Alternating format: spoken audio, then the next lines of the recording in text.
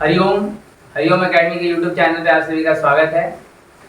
आज हम लोग इलेक्ट्रोमैग्नेटिक इंडक्शन ईएमआई टॉपिक पढ़ेंगे, जो आजकल सभी लोग पे करते रहते हैं। जीवन में ज़्यादातर चीज़ ईएमआई पे लेके ही चल रहे हैं। उसका आज का टॉपिक है हमारा मोशनल ईएमएफ।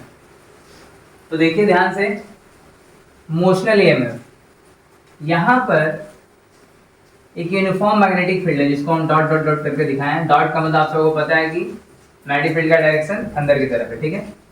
यहाँ पर एक कंडक्टर है जिसका ये वाला जो एल लेंथ का फिक्स्ड आर्म है और ये मूवेबल है और ये कर अंदर की तरफ मूव कर रहा है v वेलोसिटी से, v मीटर पर सेकेंड से। यहाँ पर मैग्नेटिक फील्ड कांस्टेंट है, लेंथ कांस्टेंट है, लेकिन ये जो x है ये वाला, क्योंकि ये मूव करेगा तो x चेंज होगा, अंदर की तरफ आएगा तो x घटेगा, तो ये x वेरिएबल है।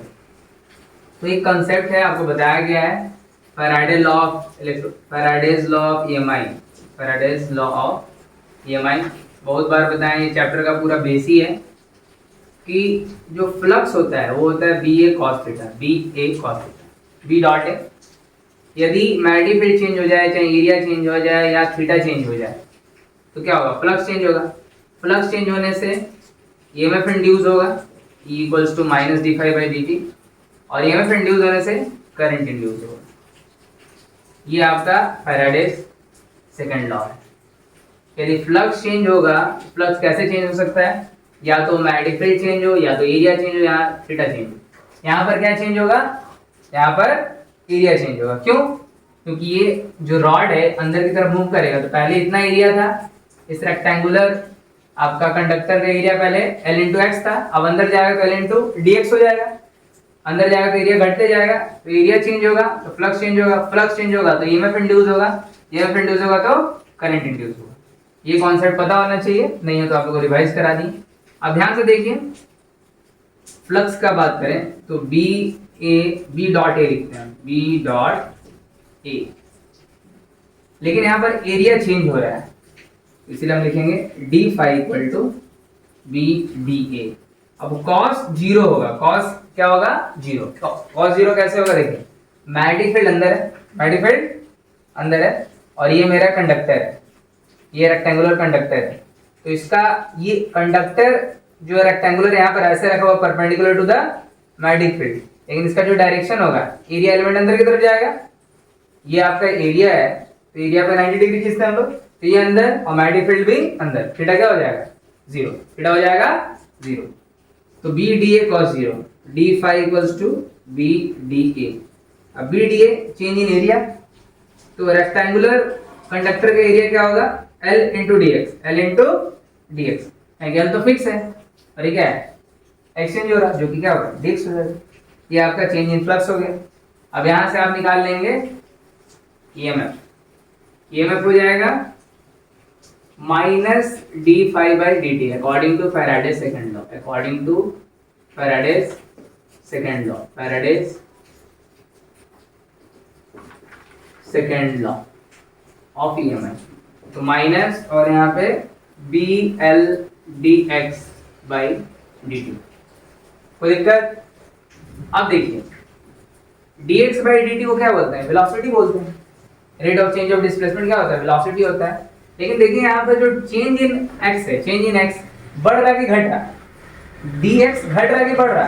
घट रहा है। डी एक्स क्या हो रहा है? घट रहा है। तो इसीलिए D x by D T minus भी आएगा। D x by D T क्या आएगा? माइनस भी, क्योंकि एक्स घट रहा है। एक्स क्या हो रहा है? घट रहा है। तो माइनस माइनस क्या हो जाएगा? प्लस। तो इसका फॉर्मूला है बी एल भी, इसको हम पढ़ते हैं बवाल, E इक्वल्स टू बवाल। अब ध्यान से सुनिएगा मेरा बात, यदि ये कंडक्टर है जो मूवेबल आर्म है, यदि राइट साइड की तरफ मूव करेगा, फिर मूव करेगा राइट साइड की तरफ मूव करेगा, तो क्या होगा? ये पॉजिटिव भी आता है। क्या आता है? पॉजिटिव भी। माइनस बी वी एल तक हो जाता है। तो कंफ्यूज नहीं होना है, वो डिपेंड करेगा कि अंदर की तरफ मूव कर रहा है कि ये बाहर की तरफ मूव कर रहा है। ठीक है, तो अभी तो हम लोग अंदर की तरफ मूव कर रहे हैं, बी वी एल आ रहा, कोई माइनस बी वी एल भी ला सकता है, कोई दिक्कत नहीं है। ठीक है, ये हो गया इंड्यूस ईएमएफ। ठीक है, अब जैसे ईएमएफ आएगा, जैसे ईएमएफ आएगा तो करंट भी आएगा। जहां भी पोटेंशियल डिफरेंस होगा तो वहां पे क्या करंट प्रोड्यूस होगा। तो यहाँ पे ध्यान से देखिए, यहाँ पर ईएमएफ के आने से हमारा करंट प्रोड्यूस होगा। देखिए I इक्वल टू क्या होता है, E by R, E by R. जैसे V equal to I R होता है, V इक्वल टू क्या होता है आई आर, तो I क्या हो जाएगा V by R, I equal to V by R. तो यहाँ पे जो V है वही तो यहाँ पर E है। ईएमएफ क्या है, potential difference when circuit is open. EMF क्या होता है, पोटेंशियल डिफरेंस जब सर्किट ओपन है, और जब सर्किट क्लोज हो जाता है तो उसको क्या बोलते हैं, टर्मिनल पोटेंशियल डिफरेंस या पोटेंशियल डिफरेंस। ठीक है, तो यहाँ पे ईएमएफ है। अब हाँ, ये आर क्या है भाई, ये जो आर है इस मूवेबल आर्म का रेजिस्टेंस है। बाकी इसका इसका इसका सबका रेजिस्टेंस को हम लोग नेग्लिजिबल मान ले रहे हैं। ध्यान दीजिएगा, इसका इसका इसका इसको पी क्यू आर एस लिखते हैं। पी क्यू का रेजिस्टेंस है R, R resistance small R ले लिया गया है, आर रेजिस्टेंस। ठीक है, आर रेजिस्टेंस। तो करंट क्या हो गया, करंट हो गया अपना E बाई आर। कोई दिक्कत नहीं। लेकिन अब देखिए, अब हम लोग पता करेंगे कि ये जो इंड्यूस करंट इसमें पैदा होगा वो क्या करेगा। ये जो कंडक्टर उसको अंदर जाने देगा कि बाहर की तरफ लेके जाएगा, थोड़ा सोचिए। इस कंडक्टर में इंड्यूस करंट पैदा होगा। हम पहले से करंट का डायरेक्शन अंदर दिखा दिया, एनसीईआरटी में बनाया हुआ, लेकिन हमको कैसे पता चला कि अंदर ही होगा या बाहर ही होगा। मतलब इसमें करंट का जो डायरेक्शन है नीचे की तरफ है। आप पूछ भी सकते हैं कि ऊपर क्यों नहीं होगा, नीचे ही क्यों होगा। समझ में आ रहा है, एनसीईआरटी में पहले से ही नीचे बनाया हुआ है, लेकिन जैसे तुम वेलोसिटी को इधर करोगे तो नीचे की जगह ऊपर हो जाएगा। कैसे, ध्यान से सुनो। यहाँ पर देखो, मैग्नेटिक फील्ड अंदर है, मैग्नेटिक फील्ड अंदर है, करंट किधर है, नीचे। क्यों, F equal to I L B होता है, F equal to I L B, I L cross B. तो पता होगा ना, force on a current carrying conductor, force on a current carrying conductor placed in uniform magnetic field. B constant मतलब uniform है। Current carrying conductor है अपने पास ये वाला पी क्यू आर, उस पर फोर्स जो लग रहा है, फोर्स लगेगा। तो ये जो फोर्स लगेगा ना वो इधर लगेगा। इधर क्यों लगेगा, कारण कि आपको पता है ना लेंज लॉ क्या कहता है कि जो डायरेक्शन ऑफ इंड्यूस ईएमएफ होता है या डायरेक्शन ऑफ इंड्यूस करंट होता है वो उस वजह का विरोध करता है जो उसको पैदा किया।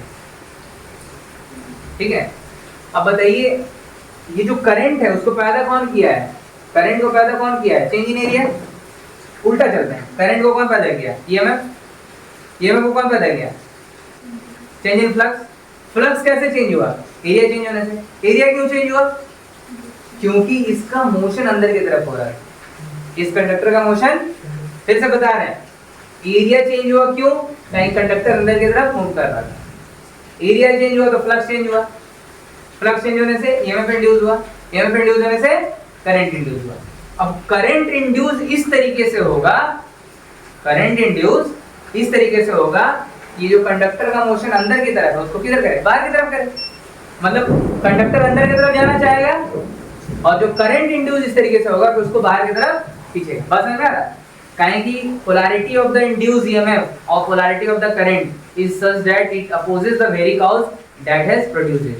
मतलब जो जिसको पैदा किया उसी का विरोध कर रहा है। जैसे आजकल बेटा बाप लोग का ज्यादा विरोध करता है, बेटी लोग भी करती है, ऐसा कोई बात नहीं है। ठीक है, तो जो फोर्स होगा इसको इधर खींचना चाहेगा। ठीक है, अब ध्यान देखो, F equal to I L B है, F equal to I L B. तो फील्ड तो अंदर की तरफ है, फील्ड किधर है, अंदर की तरफ। तो हम लोग पढ़े थे चीज की, जैसे फील्ड अंदर है, फील्ड अंदर है। ये जो एल का डायरेक्शन होता है करंट के डायरेक्शन में होता है, एल का डायरेक्शन किधर होता है, करंट के डायरेक्शन। तो आप देख सकते हैं ये ऐसे और करंट नीचे, तो फोर्स किधर लगेगा, फील्ड अंदर, फील्ड अंदर की तरफ और आई नीचे की तरफ। तो हथेली क्या देगा, फोर्स का डायरेक्शन देगा, तो फोर्स किधर लगेगा, बाहर की तरफ। तो आप देख सकते हैं ये फोर्स जो लगेगा इस पे बाहर की तरफ लग जाएगा। ठीक है, और जो बाहर की तरफ फोर्स लगेगा ये जो कंडक्टर का, रेक्टेंगुलर कंडक्टर के एरिया को घटाने से रोकेगा, मतलब घटने नहीं देगा। ठीक है, क्लियर हो गया बात। तो फोर्स का डायरेक्शन आई एल बी हो गया, F equal to I L B sine 90 है बाबू लोग, साइन 90 है क्यों?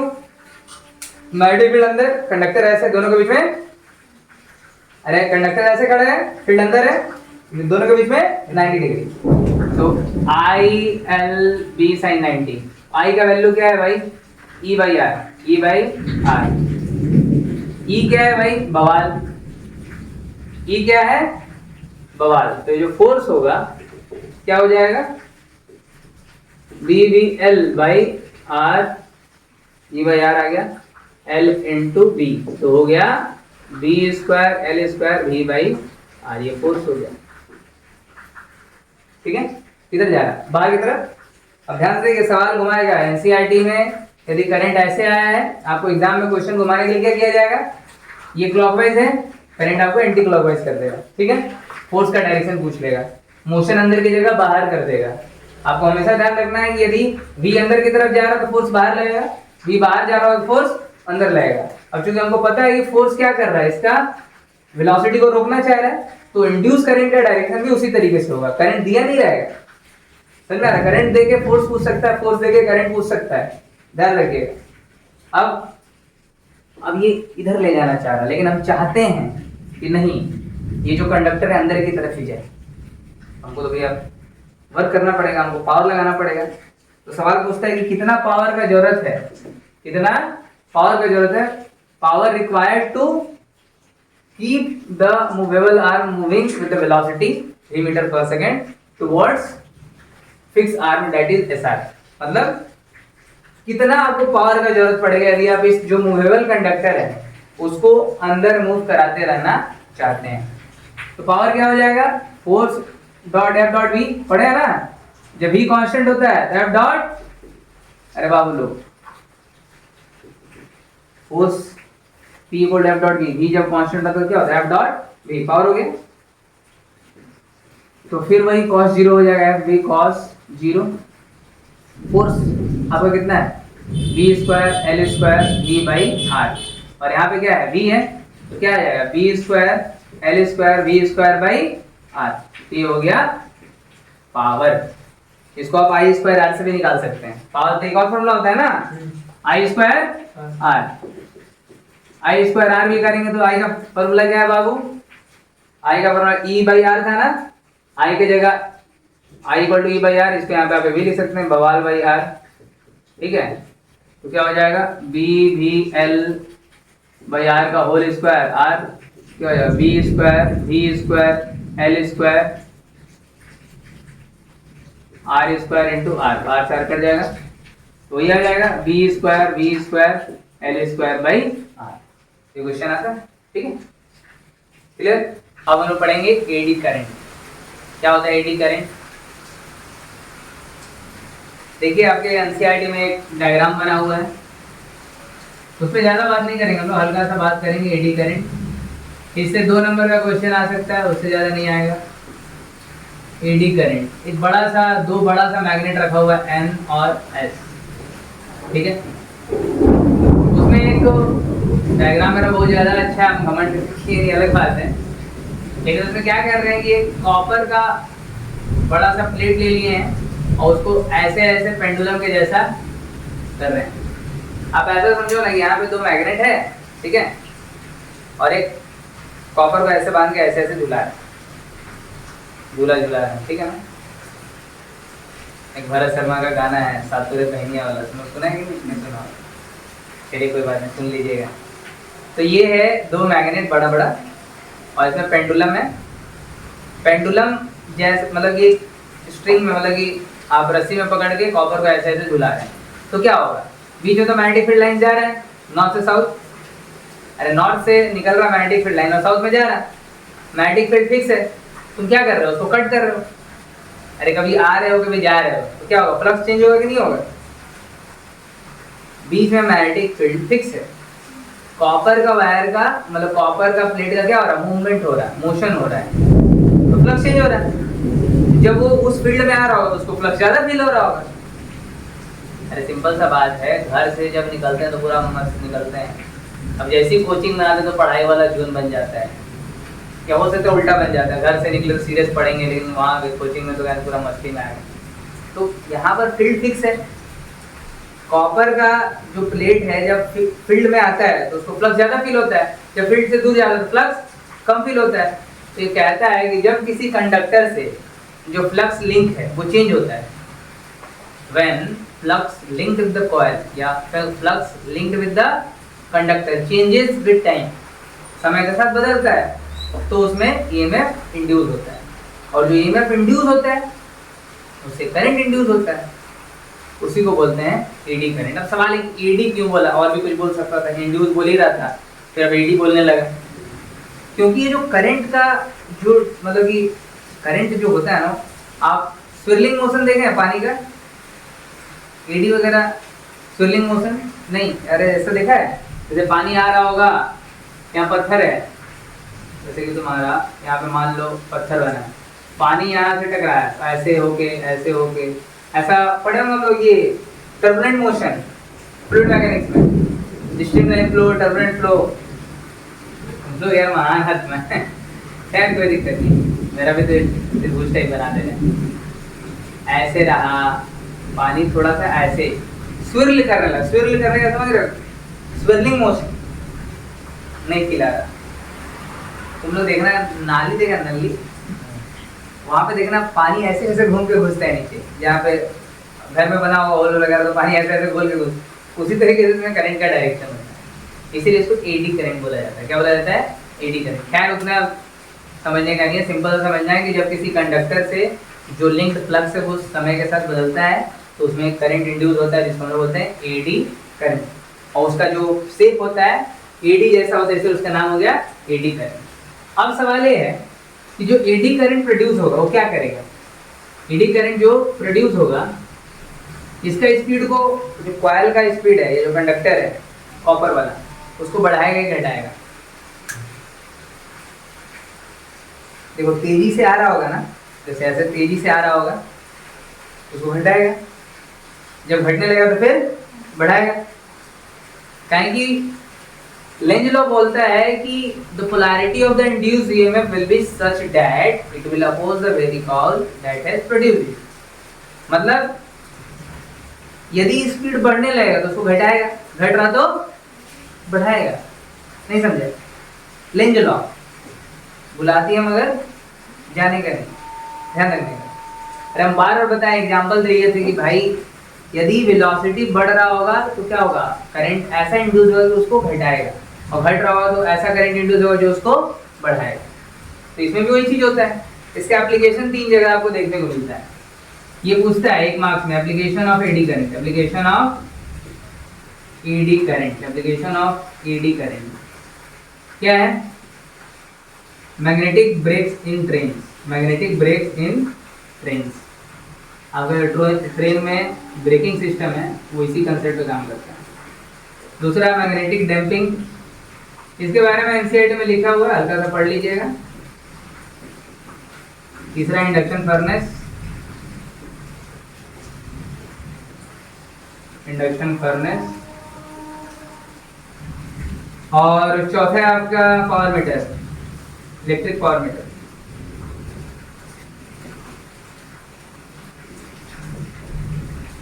ये इसका एप्लीकेशन, ठीक है। ये आपका एडी करंट हो गया काफी। अब हम लोग पढ़ेंगे सेल्फ इंडक्शन, ठीक है। सेल्फ इंडक्शन बहुत इजी टॉपिक है, चलो सेल्फ इंडक्शन, ठीक है। इसको मिटा देते हैं। And is the application of eddy current. तो ऑप्शन दिया रहेगा, जो नहीं, ये चारों में से जो नहीं रहेगा काट देंगे, उसको क्या दिक्कत है, ठीक है। सेल्फ इंडक्शन बहुत ही आसान टॉपिक है, मिटा रहे इसको। सेल्फ इंडक्शन तुरंत समझ सकते हैं आप।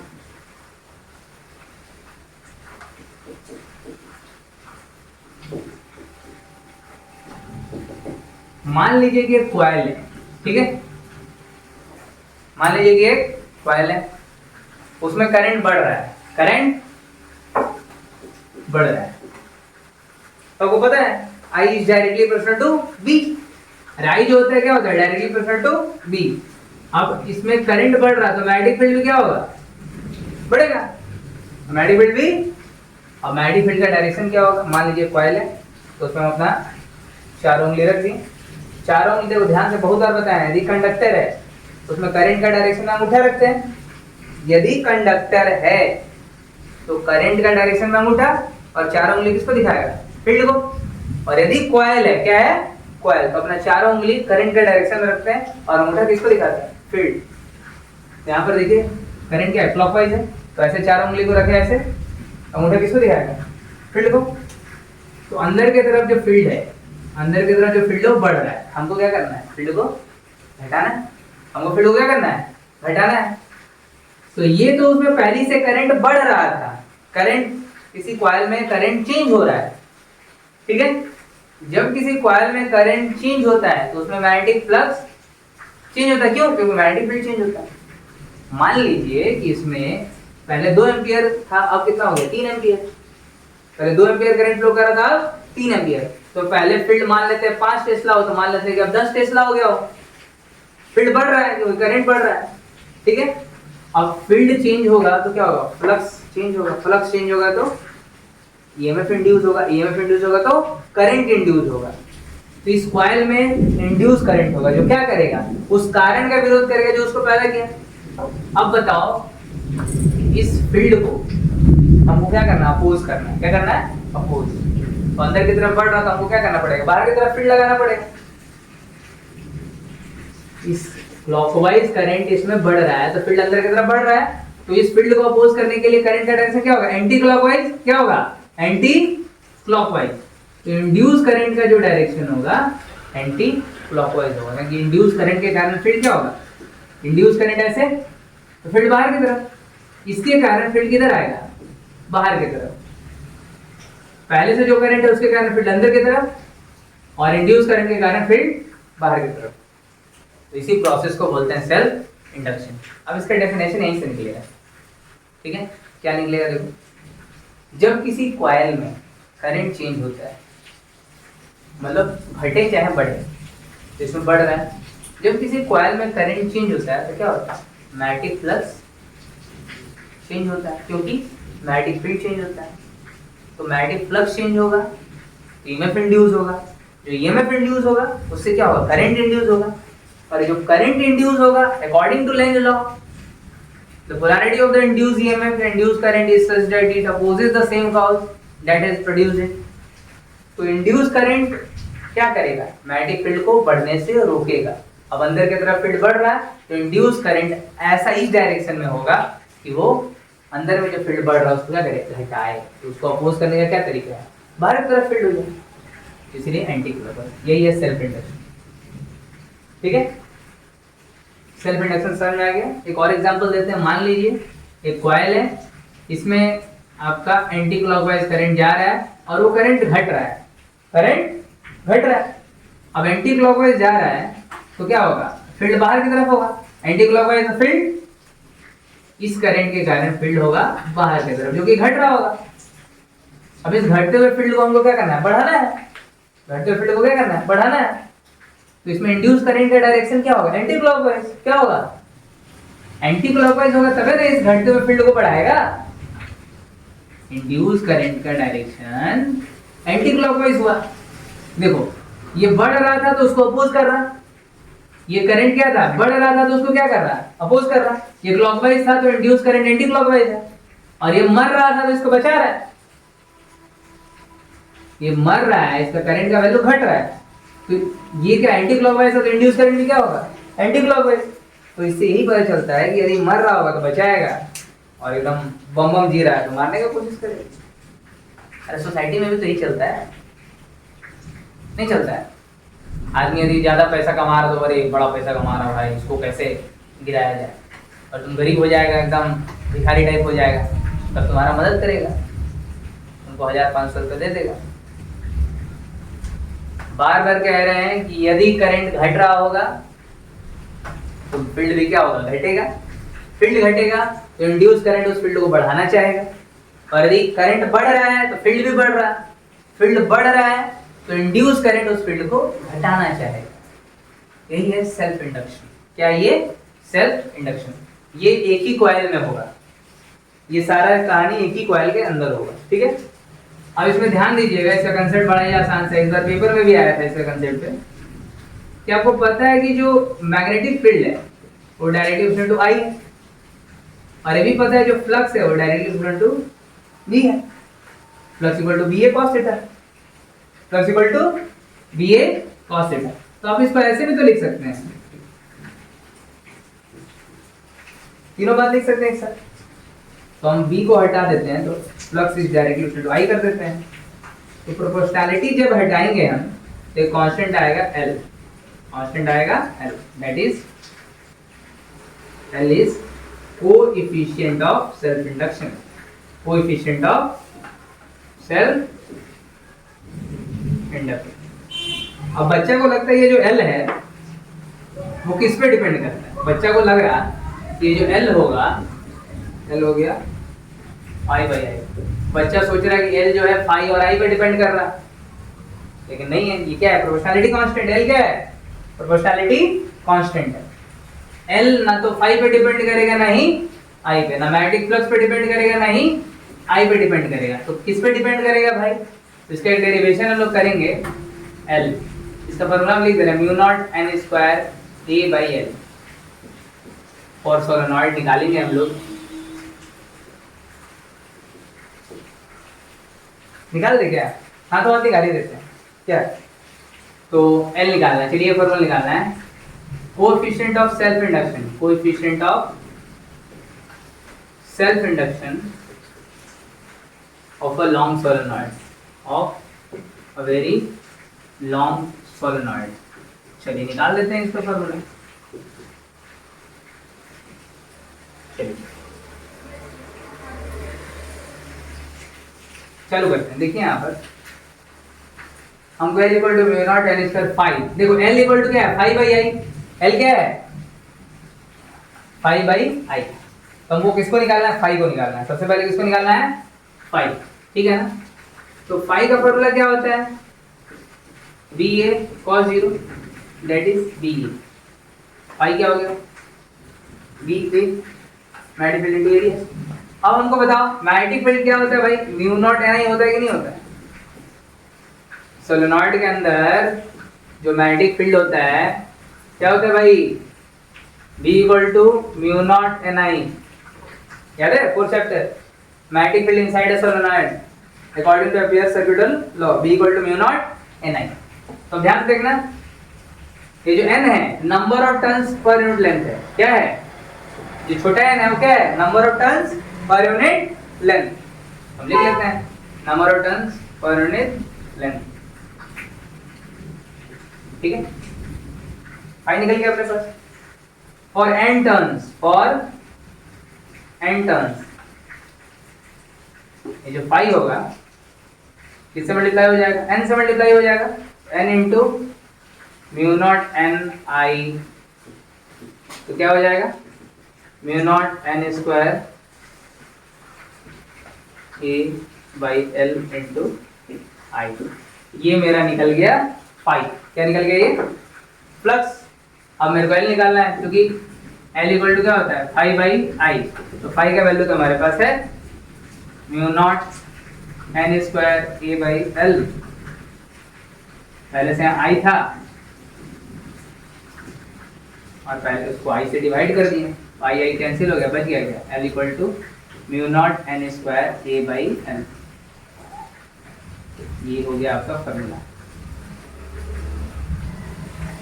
Mu naught N square A by L. तो इस फॉर्मूला से पता चलता है कि जो सेल्फ इंडक्शन क्या पे डिपेंड करता है। ध्यान से देखो, इसमें बहुत क्वेश्चन आता है, देखो कैसे कैसे क्वेश्चन आएगा, ध्यान देखो बाबू लोग। ये एल होता है मीडियम पे डिपेंड करता है, permeability of free space, medium change होगा तो एल का वैल्यू चेंज होगा, मीडियम पे डिपेंड करता है। दूसरा area of the coil, directly proportional हो रहा है जी, L is directly proportional to area of the coil, directly proportional to N square, number of turns in the coil, coil में कितना नंबर ऑफ टर्न्स है, यदि number of turns in the coil को double कर देंगे तो self induction क्या हो जाएगा, 4 टाइम्स हो जाएगा। एरिया डबल करेंगे तो सेल्फ इंडक्शन क्या होगा, डबल हो जाएगा। Inversely proportional to length, inversely proportional to length, यदि कॉइल का लेंथ बढ़ाएंगे तो सेल्फ इंडक्शन घट जाएगा। कॉइल का लेंथ बढ़ाएंगे तो सेल्फ इंडक्शन घट जाएगा। ये चार चीज पे डिपेंड करता है। L doesn't depend on phi and I, ध्यान रखिएगा। अब यहाँ से इस बार ग्राफ बनाने आया था परीक्षा में, बताते हैं जी। जैसे phi is directly proportional to I, तो इसका ग्राफ यदि आप बनाओगे, हम यूज कर रहे जगह को ध्यान से देखिएगा। फाई वर्सेस आई सीधा जाएगा स्ट्रेट लाइन, स्ट्रेट लाइन जाएगा ना। y is directly proportional to x, y is directly proportional to x हो जाता है, तो लाइन क्या जाता है straight line. Phi is directly proportional to i, और ये जो थीटा मान लें हम, इसका जो स्लोप होगा tan थीटा, वो क्या होगा p by b, phi by I हो जाएगा, दैट इज l। मतलब फाई आई ग्राफ का, फाई वर्सेस आई ग्राफ का जो स्लोप होता है वो क्या देता है, वो देता है coefficient of self induction, coefficient of self induction. और इसका यूनिट होता है हेनरी। एल का जो यूनिट होता है, unit of L is Henry. जितना ज्यादा स्लोप होगा उतना ज्यादा कोएफिशिएंट ऑफ सेल्फ इंडक्शन होगा, दैट इज हेनरी। ठीक है ना, यूनिट क्या होता है इसका, हेनरी होता है। अब यदि आपको ये पता चल गया, फाई पता चल गया एल आई, तो ये में क्या निकलेगा बाबू, minus D phi by D T. ये में क्या हो जाएगा, minus D phi by D T, तो minus L D I by D T. E का फॉर्मूला हो गया minus L D I by D T. दिख रहा है यहाँ पे, फाई इक्वल टू क्या, L I, phi equal to L I. L तो चेंज हो नहीं रहा, क्या चेंज हो रहा, आई चेंज हो रहा, तो D I by D T. तो D I by D T को rate of change of current भी बोलते हैं, rate of change of current. कभी कभी क्वेश्चन में डायरेक्ट ही दे देता है, rate of change of current. ठीक है, अब आप लोग निकालेंगे एग्जांपल 6.10, एनसीईआरटी एग्जांपल है 6.10। उसमें नहीं पूछा होगा लेकिन हम बता रहे हैं, उसी से रिलेटेड है। सॉल्व एग्जांपल है, हम निकालेंगे energy stored, energy stored in a inductor, energy stored in a inductor, energy stored solenoid ही लिख लेते हैं, क्या लिखते हैं 6.10, energy stored in a solenoid. पहले इंडक्टर निकाल लेते हैं, उसके बाद सोलेनॉइड वाला करेंगे। Energy stored in a inductor, ध्यान से देखिएगा। अभी कंटिन्यूटी में आप लोग, पावर क्या होता है, वी होता है, पावर क्या होता है, वी इंटू आई। और यहाँ पर v की जगह क्या आएगा, यहाँ पर v की जगह क्या आएगा, e आएगा। मॉड में लेंगे हम लोग, v की जगह क्या लिखेंगे यहाँ पर, e ये में, ठीक है। तो ये आपको यहीं पे डायरेक्ट ऐसे लिख लो, तो कंफ्यूज नहीं होना, पहले v लिख दिए फिर काट के उसको e कर दिया। तो आप बताओ पावर को क्या लिखते हैं, rate of change of work. ठीक है, आ गया आराम से। e जो है, ये अभी हम लोग निकाले हैं minus L D I by D T, minus L D I by D T. इसका जब हम मॉड लेंगे तो माइनस हट जाएगा, क्या आ जाएगा, प्लस आ जाएगा, L D I by D t, और एक आई यहाँ पे बच जाएगा। तो उसको थोड़ा सा अरेंज करेंगे, D W by D T, L I D I by D T.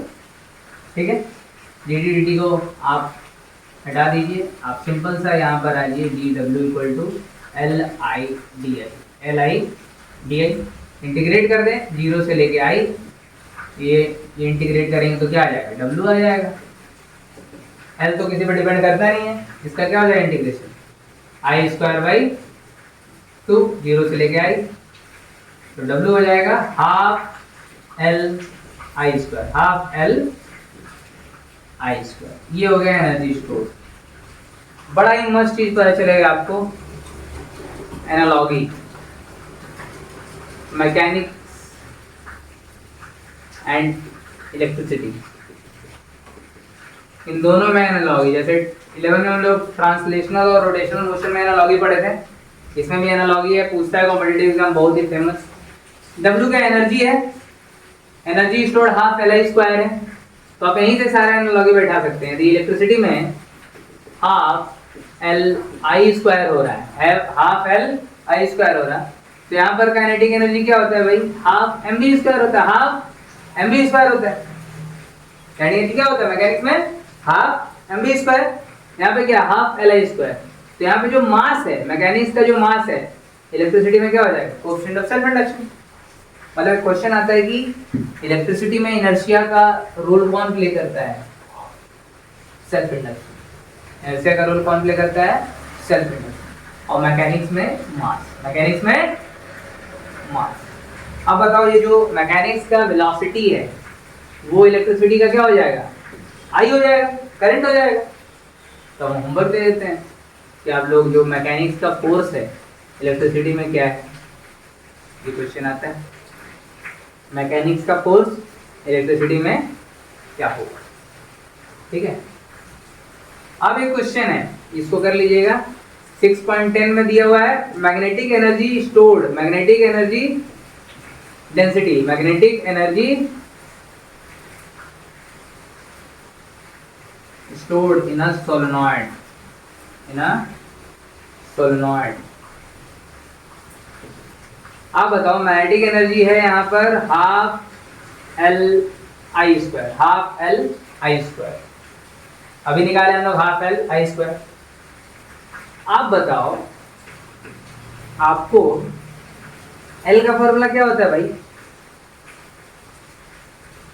L equal to, अच्छा एक बात होता है, हाफ एल आई स्क्वायर है ना।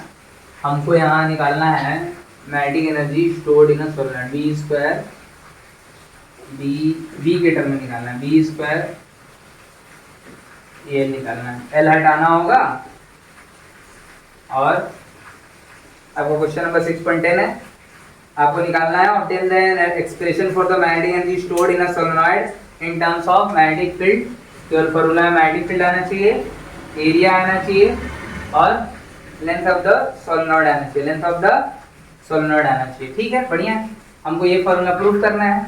तो हाफ एल आई स्क्वायर है अपना, हाफ एल आई स्क्वायर।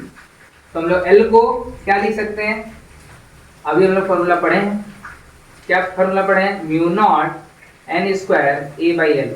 अभी फॉर्मूला पढ़े थे mu naught N square A by L.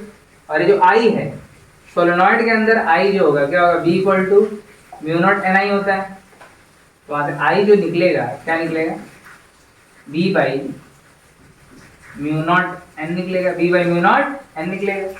और ये जो एन है number of turns per unit length है, number of turns per unit length. तो mu not N, N by L हो जाएगा, एन बाई एल, एल ऊपर चला जाएगा।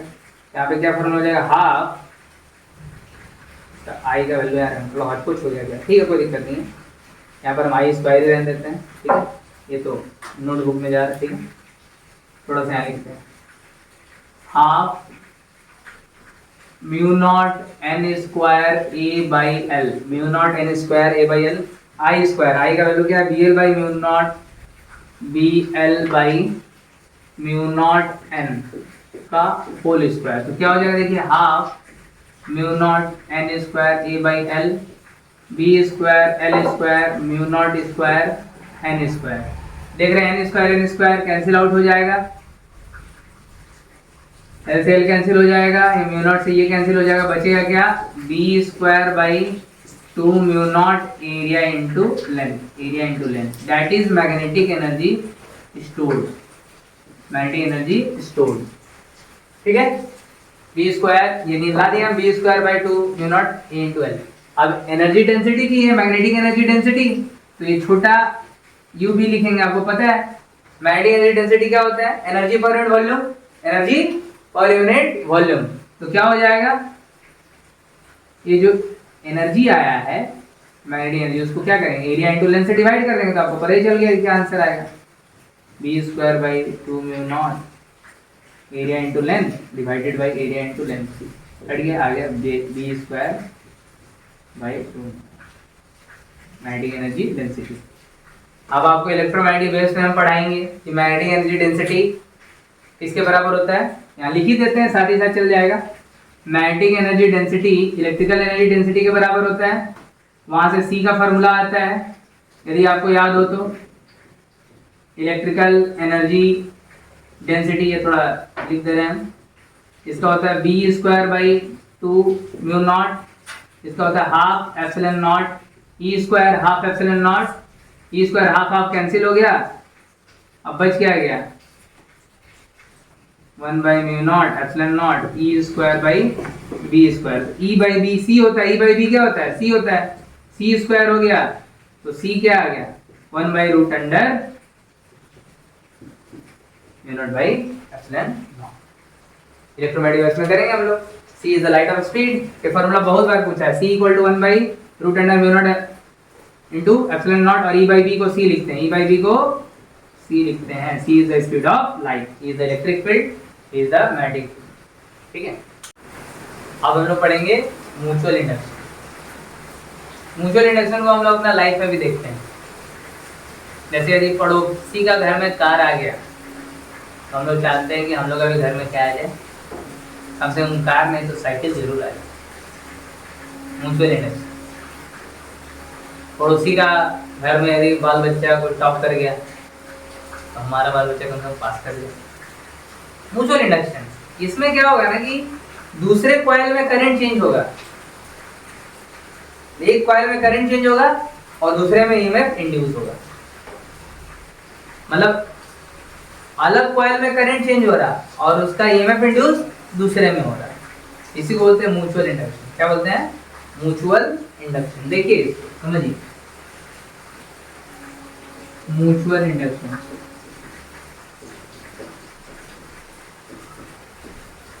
कह रहा है कि ये मान लीजिए कॉइल, इसी को कॉइल मान लेते हैं,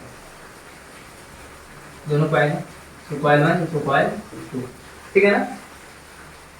इसमें करंट बढ़ रहा है, इसमें करंट बढ़ रहा है, इसमें जो करंट बढ़ रहा है उसके कारण मैग्नेटिक फील्ड बढ़ रहा है। पहला कॉइल में करंट बढ़ रहा है तो उसके कारण मैग्नेटिक फील्ड बढ़ रहा है।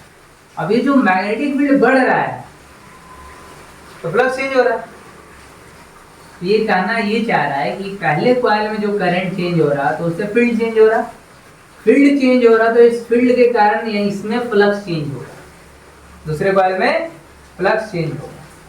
ठीक है, इसको थोड़ा और ऐसे समझो तो ज़्यादा अच्छा रहेगा। मान लो तो ये आपका कॉइल है और ये जो है एक बार मैग्नेट है, नॉर्थ पोल और ये साउथ पोल, ठीक है ना, ज़्यादा समझ में आएगा। यदि हम इसको इधर लेके जा रहे हैं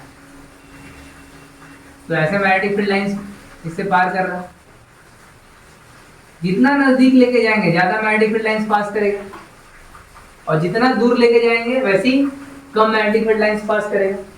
मतलब ये मैग्नेट है, इसको एक कॉइल मान लेते हैं, इसमें हम करंट चेंज करेंगे, इसका एरिया चेंज और जो भी चेंज करेंगे, लेकिन फ्लक्स चेंज किसमें होगा, दूसरे कॉइल में होगा।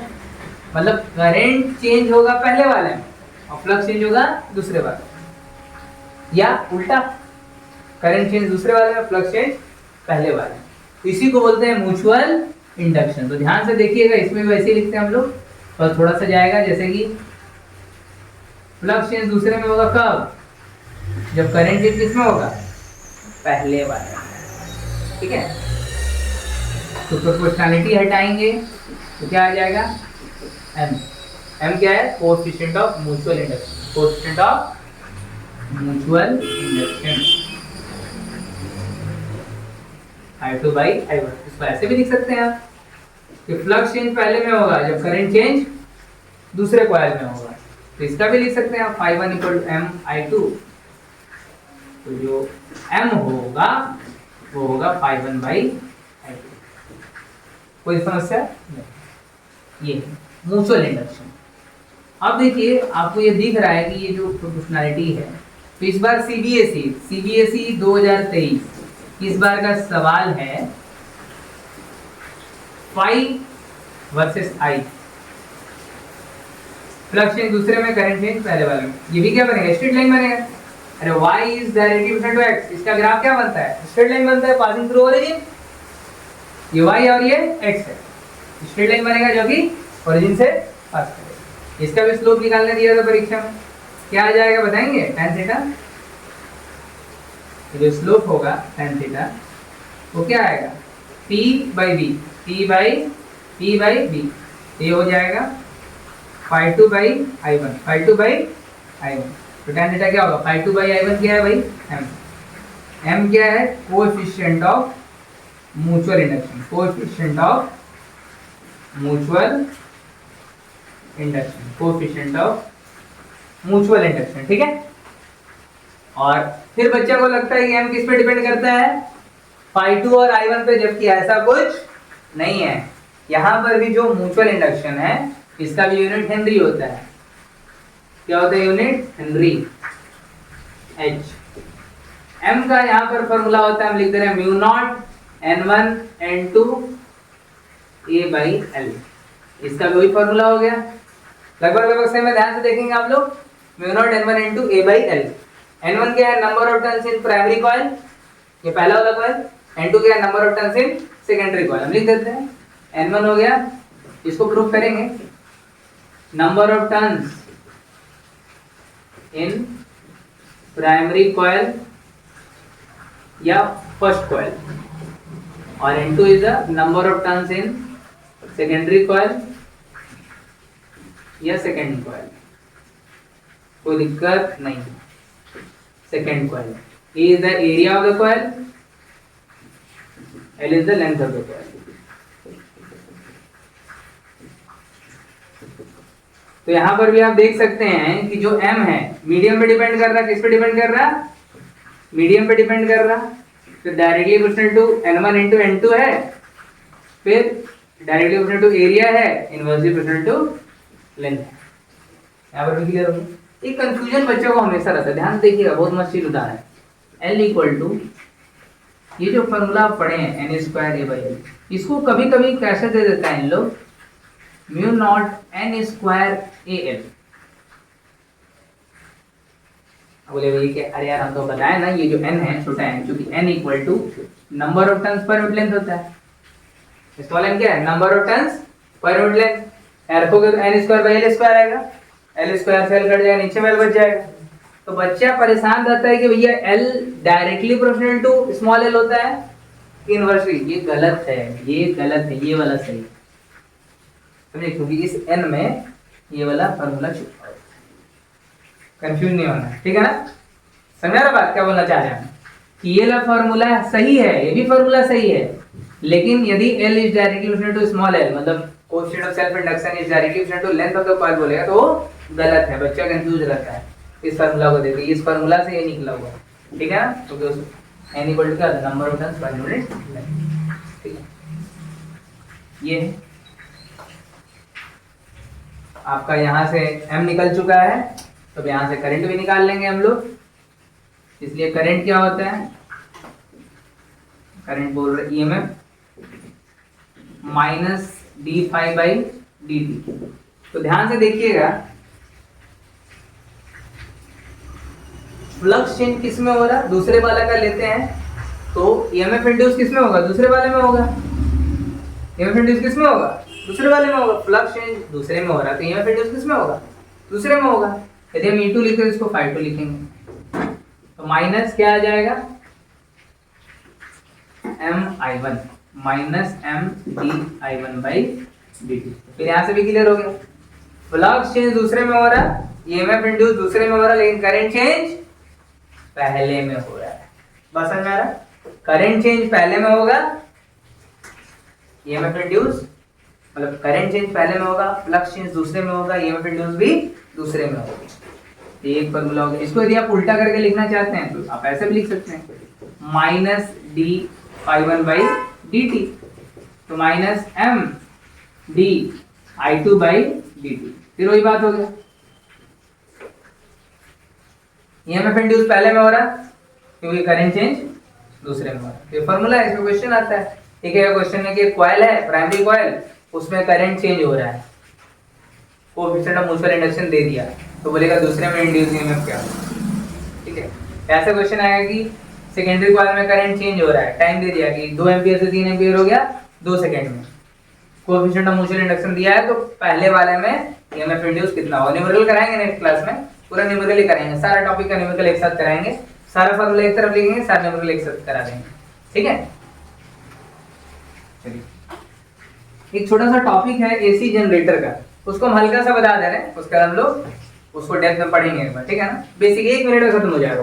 देखिए एसी जनरेटर, वैसे इसका क्वेश्चन हमेशा आता है, कुछ टफ नहीं है ये एसी जनरेटर।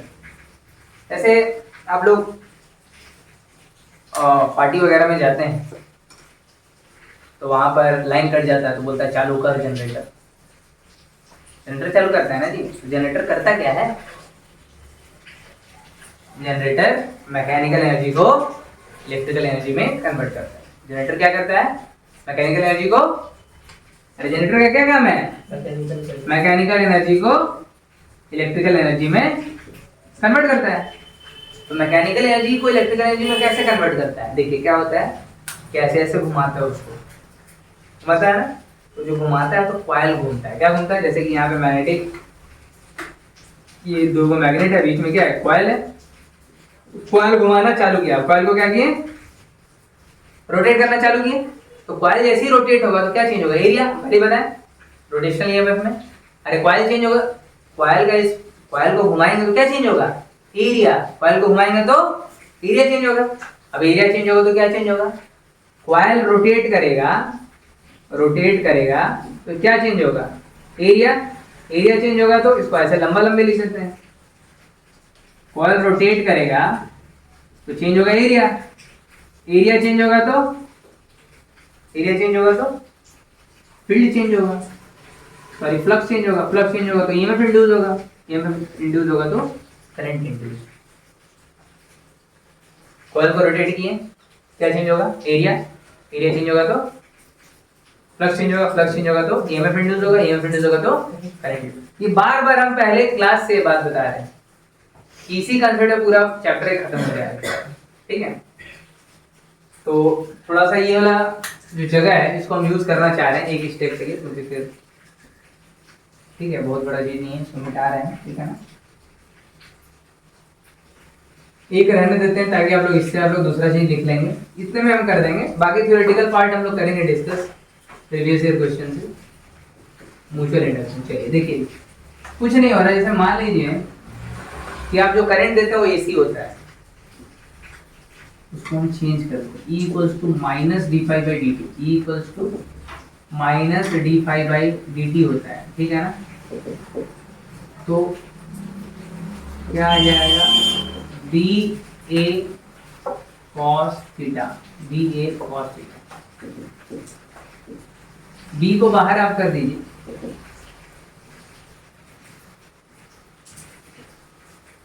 बी को बाहर कर दीजिए, एरिया को भी बाहर कर दीजिए। हाँ ये चीज ध्यान रखिएगा, जब रोटेट कर रहे हैं आप, कॉइल का एरिया तो कांस्टेंट है ना, कॉइल का एरिया क्या है? कांस्टेंट। ये जो थीटा चेंज हो रहा है तो ध्यान से देखिएगा, D cos theta by D T. B magnetic field constant है, एरिया भी constant, D cos theta by D T. तो क्या हो जाएगा? माइनस कॉस का क्या होता है? Minus sine theta. कॉस का डिफरेंशिएशन क्या होगा? Minus sine theta. एक थीटा को ओमेगा टी भी आप लिख सकते हैं, यहाँ थीटा रहने दीजिए, यहाँ पे क्या रख सकते हैं? Omega T. कैसे पता है ना? B A cos theta cos omega T, क्योंकि omega equal to theta by T होता है। यहाँ लिख देते हैं ओमेगा इक्वल टू क्या होता है? Theta by T. तो ओमेगा क्या हो जाएगा? Omega theta by T, theta क्या हो जाएगा? Omega T. तो ओमेगा टी लिख दिए, यहाँ पे कॉस का क्या हो जाएगा? माइनस साइन ओमेगा टी, और ओमेगा टी का डिफरेंशिएशन करेंगे तो क्या आ जाएगा? ओमेगा एसएचएम में पढ़े हैं आप लोग, सिंपल हार्मोनिक मोशन में माइनस माइनस हो जाएगा प्लस। तो B A omega sine omega T, ये हो गया ईएमएफ। और फॉर एन टर्न्स लिखेंगे N B A omega sine omega T हो जाएगा, जिसको आप E nought sine omega T भी लिख सकते हैं, equal to E nought sine omega T. Coil घूमेगा तो आपका थीटा यहाँ पर चेंज हो जाएगा, थीटा। तो एरिया की जगह आप थीटा ज़्यादा अच्छा से लिख रहे हैं, यहाँ पे एंगल थीटा, थीटा चेंज होगा। रोटेट करेंगे थीटा चेंज होगा, थीटा से क्या होगा? फ्लक्स चेंज होगा, फ्लक्स से ईएमएफ, ईएमएफ से करंट इंड्यूस आएगा। यहाँ ईएमएफ आएगा तो फिर करंट भी आ जाएगा। क्या होगा? Current I equal to E by R. I equal to क्या हो जाएगा? E by R. Induce current क्या हो जाएगा? EMF by R। ये आपका AC जनरेटर का कॉन्सेप्ट है, इसको हम एक बार और कर लेंगे, ठीक है। अब NCERT का एग्जांपल 6.6 है, सॉल्व एग्जांपल है, उसमें कॉन्सेप्ट है रोटेशनल EMF का, ठीक है ना। ध्यान से देखिएगा, यहाँ पे एक रॉड है, O पॉइंट पे फिक्स है, उसका लेंथ मान लेते हैं हम R है, ठीक है। इसको रोटेट किया गया, क्या किया गया, रोटेट। कैसे रोटेट करेगा, वाह, मान लेते हैं सर्कल है जो लग नहीं रहा है, पहले सर्कल ही बना देते हैं, चलिए ठीक है। यूनिफॉर्म मैग्नेटिक फील्ड है, यूनिफॉर्म मैग्नेटिक फील्ड है, यहाँ पर एक रॉड है, उसका लेंथ को R माना गया है, यहाँ पर ये फिक्स है, इसको फिक्स दिखा भी सकते हैं ऐसे।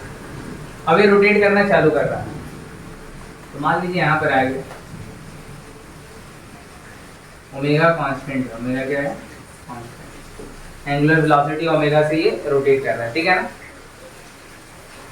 तो आपको पता है कि मान लीजिए पहले रॉड यहाँ पर था, फिर यहाँ गया, फिर यहाँ गया, फिर यहाँ गया, जैसे जैसे घूमेगा क्या चेंज होगा, क्या चेंज होगा, एरिया, क्या चेंज होगा, एरिया। कैसे, मान लीजिए दो तरीके से प्रूफ होता है, ठीक है ना, दोनों तरीके से कर सकते हैं आप। E इक्वल्स टू होता है minus D phi by D T, equals to minus D phi by D T. तो फाई क्या हो जाएगा, B A cos theta, cos zero होता है, यहाँ पर बी डी ए होगा, क्या होगा, B D A cos zero. जैसे जैसे ये रोटेट करना चालू करेगा, वो जितना एरिया स्वेप्ट करेगा, जितना एरिया वो बनाएगा, तो क्या होगा, चेंज होगा। जैसे यहाँ पर है तो एरिया, यहाँ से आ गया तो एरिया कम है, फिर यहाँ से आ गया तो एरिया इतना हो रहा है, जैसे जैसे वो घूमेगा उसका एरिया क्या होगा, बढ़ेगा। तो minus D B D A cos zero by D T. ध्यान से देखिएगा, बी बाहर चल गया, टाइम बी क्या है, कांस्टेंट, बी क्या है, कांस्टेंट, ठीक है। तो आ जाएगा माइनस बी डी दो बार हो गया ना, आराम से इसको देखते हैं, minus B D A cos zero, B बाहर आ गया, minus B D A by D T, minus B D A by D T. अब बताओ जो एरिया होगा इसका क्या हो जाएगा, पाई आर स्क्वायर हो जाएगा, एरिया क्या हो जाएगा, pi R square, minus B pi R square. और डी टी जो होगा क्या होगा, टाइम पीरियड होगा, जो पूरा एक बार चक्कर मार लेगा, पूरा जब चक्कर मारेगा तो कितना एरिया चेंज होगा, पाई आर स्क्वायर। इनिशियली यहाँ पर क्या एरिया इसका जीरो, जब पूरा चक्कर मार लेगा तो कितना एरिया करेगा, पाई आर स्क्वायर। तो पाई आर स्क्वायर बाई क्या हो जाएगा, टी। अब देखिए शॉर्टकट तरीका है, फिर इंटीग्रेशन वाला ही बताएंगे, minus B pi R square by T. अब देखिए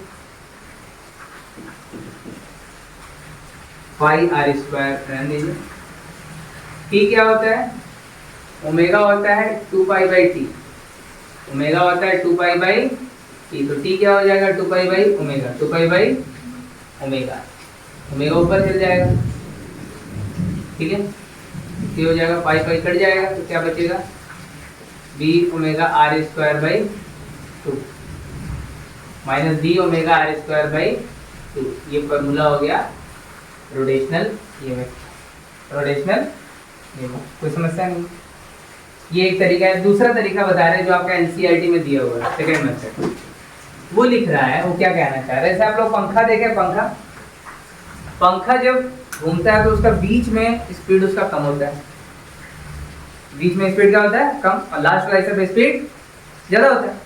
और बीच वाले पे क्या होता है, कम, और लास्ट वाले पे ज़्यादा होता है, ठीक है। बीच वाले में उसका स्पीड कम है, लास्ट वाले में ज़्यादा होता है। इसमें बोला कि जब रॉड को आप रोटेट करिएगा, जैसे यहाँ फिक्स करके ऐसे ऐसे रोटेट कर रहे हैं, तो जैसे ही रोटेट करना चालू करेगा, इलेक्ट्रॉन जो है इधर से, इलेक्ट्रॉन का मूवमेंट रॉड में बाहर की तरफ होना चालू करेगा, लॉरेंज फोर्स, ठीक है। अब जैसे ही चार्ज यहाँ से इधर आने लगेगा तो यहाँ पे क्या क्रिएट होगा, पोटेंशियल डिफरेंस। जितना दूर, जैसे फिक्स पोजीशन से जितना आर चेंज होगा उतना ज़्यादा पोटेंशियल डिफरेंस होगा।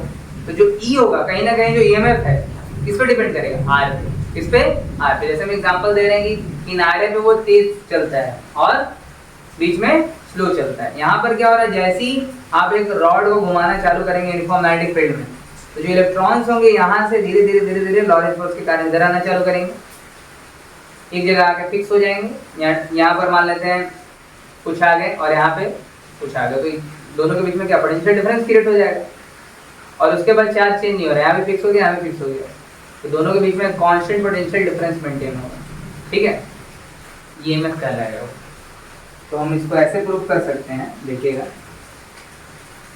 कि जो ईएमएफ है, आप जानते हैं रोटेशनल ईएमएफ क्या होता है बवाल, बीवीएल, क्या लिख सकते हैं, बीवीडीआर, बीवीडीआर। ठीक है, अब हम रोटेट कहाँ से कहाँ तक कर रहे हैं भाई, जीरो से लेके आर तक, जीरो से लेके आर, कैपिटल आर या स्मॉल आर रहने देते हैं, कोई दिक्कत नहीं, जीरो से लेके आर तक, यहाँ से यहीं तक तो चार्ज जाएगा। अब देखिए इसको भी इंटीग्रेट कर ले तो क्या आ गया, ये ई आ गया, बी कांस्टेंट है, वी वो क्या हो जाएगा omega R, V equal to omega R, पता ही है आपको V equal to omega R होता है, तो ओमेगा कांस्टेंट है पहले बता चुके हैं आपको, तो बी ओमेगा बाहर आ जाएगा, integration zero to R, R D R, तो बी ओमेगा इंटीग्रेशन हो जाएगा आर स्क्वायर बाई 2, पता ही है, क्योंकि x का पावर n dx इंटीग्रेशन क्या होता है, x का power n plus 1 divide n plus 1 plus c, क्योंकि डेफिनेट इंटीग्रेशन है, लोअर लिमिट और अपर लिमिट है, तो c का वैल्यू नहीं आएगा, lower limit 0, upper limit r, upper limit को पुट करेंगे r स्क्वायर बाई 2 माइनस 0, तो बच जाएगा क्या, b omega r square by 2, तो यही प्रूफ होगा b equal to b omega r square by 2। तो ये हो गया translational sorry rotational EMF, b omega R square by 2। इसको न्यूमेरिकल दिया हुआ आपके एनसीईआरटी में, क्या क्वेश्चन है ध्यान से सुनिएगा। एक व्हील है, उसमें 10 मेटलिक स्पोक है, मतलब नंबर 6.7 एग्जांपल है, 6.6 भी वैसे ही बन जाएगा, 6.6 क्वेश्चन भी बन जाएगा, उसमें प्रूफ करना था, नहीं न्यूमेरिकल है, सिंपल सा डाटा पुट करना है। 6.6 पहले देख लेते हैं, सॉरी चलिए। एक मैग्नेटिक रॉड है, उसका लेंथ है 1 मीटर, लेंथ दिया है 1 metre, NCERT example 6.6, rotated with a frequency of 50 revolution per second, frequency दिया हुआ है 50 रिवॉल्यूशन पर सेकंड, मतलब 50 हर्ट्ज,